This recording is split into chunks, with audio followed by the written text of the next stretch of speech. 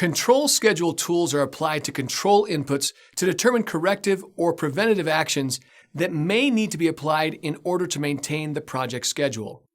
These tools promote transparency and mitigate risk that may develop as the project progresses. Control schedule tools include performance reviews, provide metrics in regard to the overall progress of the project. They incorporate metrics such as earned value management and schedule performance indices to assess schedule variations and determine mitigation activities if required. Performance reviews help indicate when and where corrective action needs to be escalated and addressed. Performance reviews can be an informal or formal process that provides updates pertaining to all project activities. An example of an informal performance review could be an agenda item within the weekly project team update. A more formal performance review typically takes place on a monthly basis, depending upon the duration of the project, and naturally includes the core project team members, those being the project manager and the managers of the groups performing development work on project activities, along with the project sponsor and respective stakeholders. An executive-level performance review should incorporate a presentation that has specific level of detail to derive discussion points. A good practice for a project manager would be to encapsulate all project activities in as few pages as possible. Delivering a 100-page PowerPoint presentation as part of a performance review is not recommended. Performance reviews should include an executive summary, a page pertaining to key business issues. These are typically problems encountered by the business that can be resolved by virtue of a project. A page detailing project-based initiatives as well as business initiatives and opportunities. A page that illustrates budget and financial updates pertaining to the project. The project burn-down chart is a great example of illustrating project activities and correlating those activities to a project's budget. A page that illustrates strategic imperatives that are being driven by project work. A page that provides updates to project work recently completed, along with an annualized view of project trends and activities. A section set aside for special topics whereby the project team can create a one-page update that illustrates the benefits of project activities completed, and a page that illustrates client recognition of work accomplished. The last page is important because it permits the project manager to provide direct feedback to senior management in regard to the good work that the project team has provided. It provides a reward mechanism to project team members and promotes their accomplishments. Variance analysis. The variance analysis process compares actual activity from the project schedule with the schedule baseline to deliver metrics that pertain to project work performed. This work is analyzed against costs associated with delivering the work in the schedule intended to deliver the work by. Project control and governance is based upon those metrics ratios to determine requirements for corrective, preventative, action, or defect repairs. As project manager, you will be required to perform variance analysis activities and be able to determine what that analysis says. As a spokesperson for project activities, your feedback to the sponsor and stakeholders will help determine a course of action taken as a project matures. The variance analysis will help you determine one of three possible directions. 1, based upon variance analysis, the project is on time and on schedule and no corrective actions are required. 2, based upon variance analysis, the project is trending over budget and behind schedule and corrective actions are required to bring the project activities back on track.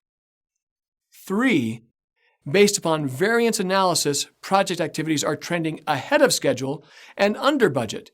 If project activities continue to trend this way through completion, the overall project will deliver its project ahead of schedule and possibly at a reduced cost. The benefits of variance analysis permit the project manager and team to develop and deliver metrics that can be communicated to the sponsor and relevant stakeholders. Project management software. Various applications can be used to manage projects. Depending upon the size, scale, and scope of the project, a word processor or spreadsheet application can suit the need to document and generate artifacts from low-level, low-cost, and low-impact project activities. Larger scale activities that require a greater number of resources and a greater concentration of project constraint activities typically require a more structured approach. However, word processors and spreadsheets will still be needed in conjunction with specific project management software so that analysis and communication activities can be performed. Aside from enterprise-level project management applications that large corporations use, one of the more popular applications to oversee project activities is Microsoft Project. This application contains all of the features and functions that are necessary to drive the project. While the application itself is somewhat intuitive, a brief training course or tutorial is highly recommended so that all features of the application can be utilized to deliver project-based activities that meet expectations. Even with Microsoft Project, word processing applications are often used to transcribe meeting minutes and communicate. PowerPoint presentations are used to communicate updates and provide executive-level briefings relevant to activities and metrics. And spreadsheets are often used for analytical purposes and the ability to quickly manage information pertaining to project activities. SharePoint is used to present and communicate information and reports. Other applications such as email and template-based applications like Visio provide for workflow visualization and the ability to illustrate project activities in specific detail. So, if you look at all of the applications noted, a project manager develops a very precise skill set and suite of applications to be able to drive activities across all life cycles of the project. Mastering the ability to use these applications improve the networks of project manager, and those skills contribute to the project manager's ability to oversee project activities. Although applications may not be 100% necessary to drive projects, they certainly are enablers that assist the project manager in delivering messages to the stakeholders that are comprehensive, consistent, complete, and professional. Resource leveling is used to optimize the distribution of work among resources. In order to control the project schedule and maintain the project's critical path, resource leveling activities can assist the project manager in realigning resources so that the project maintains the course.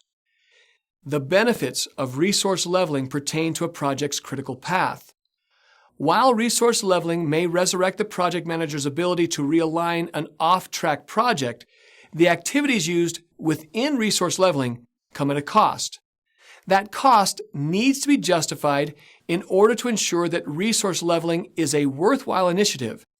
In some instances, delaying the project by a short period of time may not have an adverse impact to the sponsor or stakeholders. In this case, resource leveling may not be a good idea because you're injecting additional costs to bring a project in line with initial expectations. If those expectations can be modified, resource leveling may not be necessary.